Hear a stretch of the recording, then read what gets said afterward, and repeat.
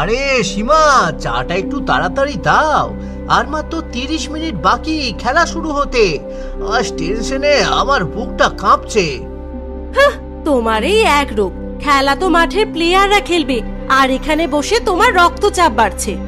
তুমি ফুটবল বোঝো না সীমা, তাই এমন বলছো। এটা শুধু খেলা নয়, এটা ব্রাজিল আর আর্জেন্টিনার সম্মানের লড়াই। বাবা, আজকে কি মেসি গোল দিতে পারবে? আমি কিন্তু আর্জেন্টিনার দিকে।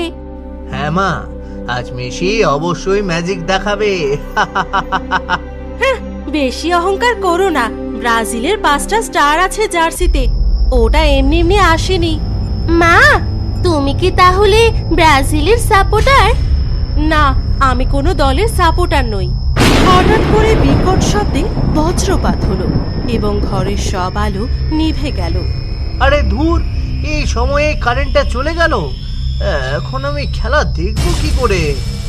হ্যাঁ গো, জানলার বাইরটা দেখেছো? কেমন যেন কুচকুচে কালো অন্ধকার হয়ে গেছে। বাবা, জানলার ঠিক ওপাশে বাঁশঝাড়ের মাথায় দুটো অদ্ভুত আলো জ্বলছে না? ওটা হয়তো জোনাকি পোকা হবে মা। আমি একটু টর্চটা খুঁজে বের করি, নইলে অন্ধকারে বসে থাকতে হবে। অনিমেষদের বাড়ি ঠিক পেছনের অন্ধকার বনের গভীরে একটা মরা শেওড়া গাছের ডাল থেকে পা ঝুলিয়ে উল্টো হয়ে বসেছিল শাকচুন্নি, যার পরনে ছিল আর্জেন্টিনার নীল সাদা শাড়ি। আর ঠিক তখনই কুয়াশা উড়িয়ে সেখানে এসে নামলো ব্রাজিলের হলুদ সবুজ শাড়ি পরা ডাইনি। এই রে শাকচুন্নি, আজ তোদের ওই ছাগলগুলোকে মাঠের মধ্যেই আমরা পুঁতে ফেলবো। 5 বারের বিশ্বজয়ের তেজ তোরা সইতে পারবি না। মুখ সামলে কথা বল বলছি ডাইনি। 450 বছর বয়স হয়েছে বলে কি নিজেকে খুব বড় ফুটবলের বিশেষজ্ঞ ভাবছিস? তোদের ওই আর্জেন্টিনার ছেঁড়া জার্সির দিকে তাকালেই আমার হাসি পায়।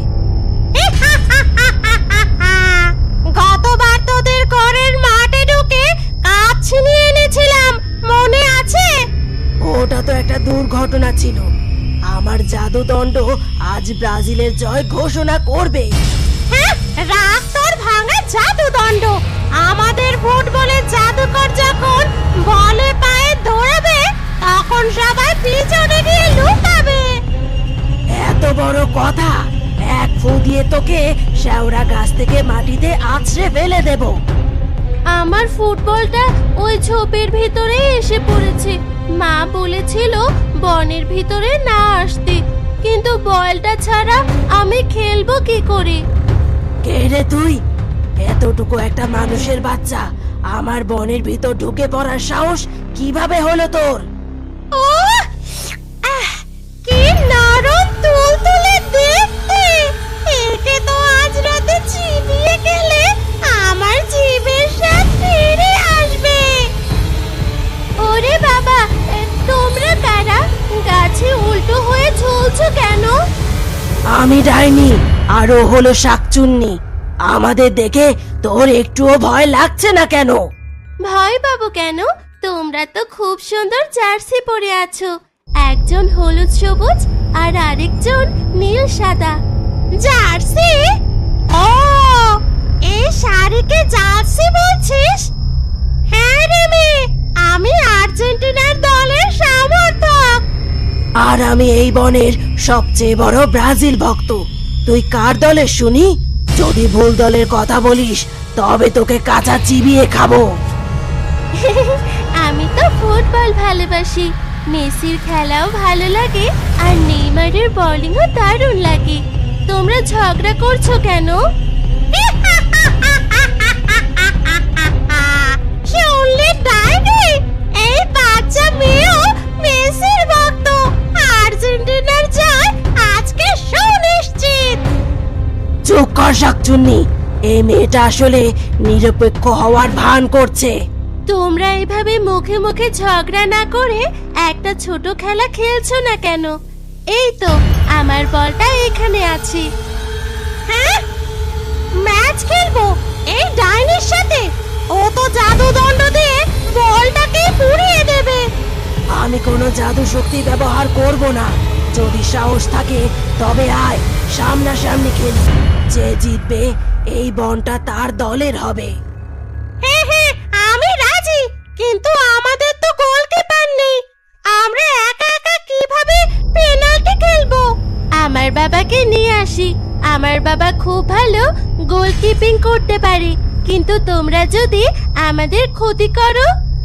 ক্ষতি করব না যদি তোর বাবা গোলকিপার হতে রাজি হয়, কিন্তু সে যদি ভয় পেয়ে পালিয়ে যায়। আমার বাবা কাউকে ভয় পায় না। তোমরা এখানেই দাঁড়াও, আমি বাবাকে ডেকে আনছি। হ্যাঁ, তাড়াতাড়ি ডাক। তোমরা একদম নড়বে না কিন্তু, আমি এখনই আসছি। মিমি, তুই কোথায় গেছিলি? আমি তো ভয়ে কেঁপেই অস্থির হয়ে পড়েছিলাম। হ্যাঁ রে মা, বনের ভেতরে এভাবে একলা যেতে নেই। বাবা, বনের ভিতরে ডাইনি আর শাকচুন্নি অপেক্ষা করছে।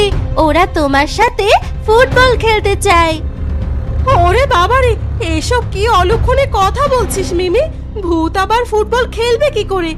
ওরা আমাদের কোনো ক্ষতি করবে না, আমি ওদের রাজি করিয়েছি। ওরা পেনাল্টি শুট আউট খেলবে, আর তুমি গোলকিপার হবে। ডাইনি আর শাকচুন্নির সাথে ফুটবল ম্যাচ, এ তো ইতিহাস গড়ে ফেলা কাণ্ড হবে। আমি রাজি রাজি। তুমি কি পাগল হয়ে গেছো অনিমেষ? ওরা ভূত। যদি বলের বদলে তোমাকেই গোল পোস্টে ঢুকিয়ে দেয়? ভয় পেও না সীমা, আর্জেন্টিনার একজন খাঁটি ভক্ত হিসেবে আমি এভাবে ভয় পেয়ে মাঠ ছেড়ে পালাতে পারি না। হ্যাঁ মা, চলো না, আমি রেফারি হব, আর তুমি গ্যালারিতে বসে আমাদের হয়ে চেয়ার করবে। হে সৃষ্টিকর্তা, রক্ষা করো। শেষ পর্যন্ত ভূতের মাঠে বসে আমাকে ফুটবল দেখতে হবে। বনের একটি প্রাচীন বটগাছের নিচে পাতা দিয়ে দুটি গোলপোস্ট তৈরি করা হলো। অনিমেষ গোলপোস্টের সামনে গিয়ে হাত দুটো দুপাশে ছড়িয়ে প্রস্তুত হয়ে দাঁড়ালো, আর মিমি বাঁশির আওয়াজ শুরু করলো। বেশ, তবে প্রথম শটটা আমি দেব। আমি ব্রাজিলের হয়ে গোল করব। বলটি থেকে হলুদ আগুনের হলকা বেরোতে লাগলো। অনিমেষ ঝাঁপিয়ে পড়ে বলটি আটকে দিল, যদিও তার হাতের গ্লাভসটি সামান্য পুড়ে গেল। অসাধারণ সেভ বাবা, ব্রাজিলের প্রথম শট মিস। শাবাশ মানুষ, এবার দেখ আর্জেন্টিনার জাদু, আমি শট দিচ্ছি।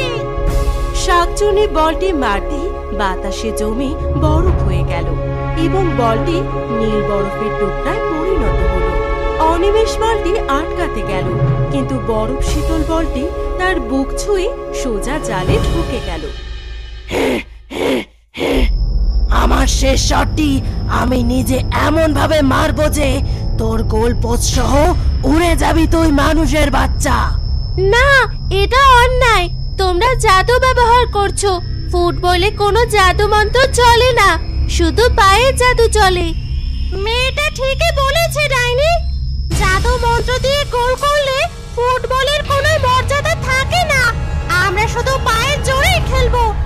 ঠিক আছে, তবে জাদু মন্ত্র ছাড়াই শট দেব। এবার তোকে কে বাঁচায় দেখি। ডাইনি সাধারণভাবে বলটিকে কিক করলো, কিন্তু বলটির গতি ছিল অত্যন্ত তীব্র। মিমি দৌড়ে এসে গোল লাইনের ওপর থেকে বলটি বুক দিয়ে থামিয়ে দিল। মিমি, তুমি পেরেছো। ব্রাজিলের শট আটকে গেছে।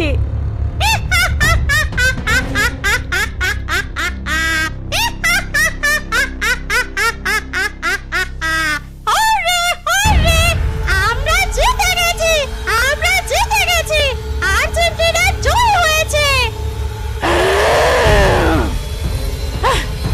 একটা পুচকে মেয়ের কাছে হেরে গেলাম, কিন্তু স্বীকার করতে হবে মেয়েটার সাহস আছে। তোমরা আর কখনো আমাদের ভয় দেখাবে না তো?